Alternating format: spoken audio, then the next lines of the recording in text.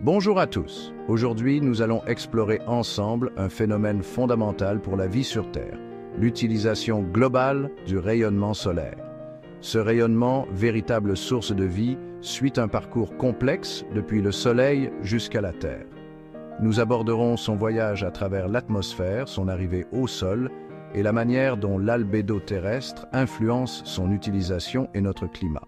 Le rayonnement solaire qui atteint la Terre est constitué d'environ 1366 watts par mètre carré en moyenne, mesuré au sommet de l'atmosphère.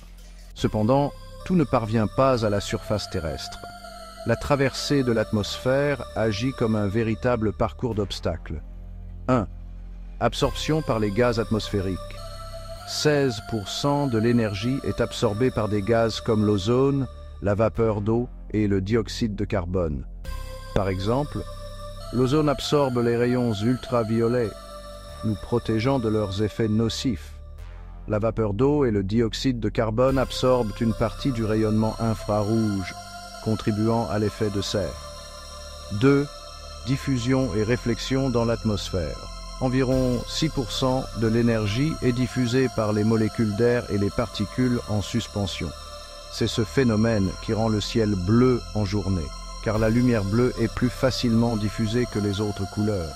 20% du rayonnement est réfléchi directement par les nuages vers l'espace. 3. L'énergie qui atteint le sol.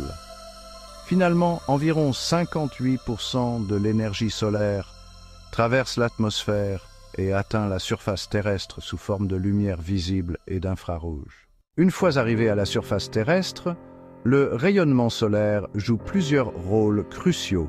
1. Absorption par les surfaces terrestres et océaniques.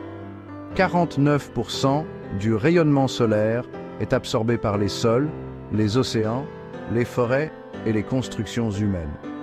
Cette énergie est utilisée pour réchauffer la surface terrestre, influençant ainsi les températures, stimuler la photosynthèse, processus vital pour les plantes, alimenter les vents et les courants océaniques qui régulent le climat. 2. Réflexion, le rôle de l'albédo. Une partie de l'énergie reçue est renvoyée vers l'espace. Ce phénomène est mesuré par l'albédo terrestre, qui est le pourcentage de rayonnement réfléchi par la surface terrestre. En moyenne, l'albédo de la Terre est de 30%.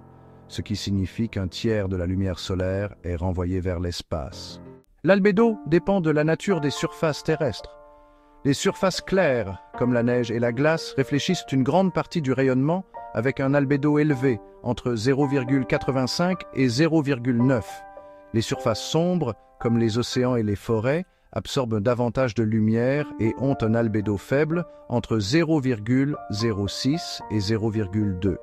Exemple, d'impact climatique, lorsque les glaciers fondent, leur albédo diminue et les océans sombres exposés absorbent plus de chaleur. Ce phénomène amplifie le réchauffement climatique, car il réduit la capacité de la Terre à renvoyer l'énergie solaire. L'équation énergétique globale qui résume ces échanges est la suivante. E entrant est égal à E absorbé plus E réfléchi. Pour la Terre, E entrant est égal à 340 watts par mètre carré. E réfléchi est égal à 102 watts par mètre carré, soit 30%, correspondant à l'albédo. U absorbé est égal à 238 watts par mètre carré. L'utilisation du rayonnement solaire par la Terre repose sur un équilibre délicat. Premièrement, l'atmosphère joue un rôle protecteur en filtrant et diffusant une partie de la lumière solaire. Deuxièmement, la surface terrestre absorbe et réfléchit cette énergie selon ses caractéristiques, influençant directement le climat. Troisièmement, l'albédo terrestre agit comme un miroir qui régule la quantité d'énergie renvoyée vers l'espace. Cependant, cet équilibre est fragile. Des phénomènes comme la fonte des glaces ou l'augmentation des gaz à effet de serre modifient l'absorption et la réflexion de l'énergie, perturbant le climat.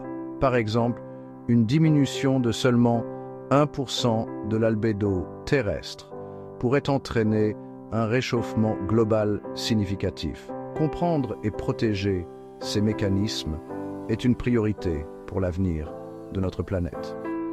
La lumière solaire est une ressource précieuse, mais elle nous rappelle aussi que l'harmonie entre l'atmosphère, la surface terrestre et l'énergie doit être préservée. Merci de votre attention. Gardons cette réflexion en tête pour mieux protéger notre planète et notre avenir.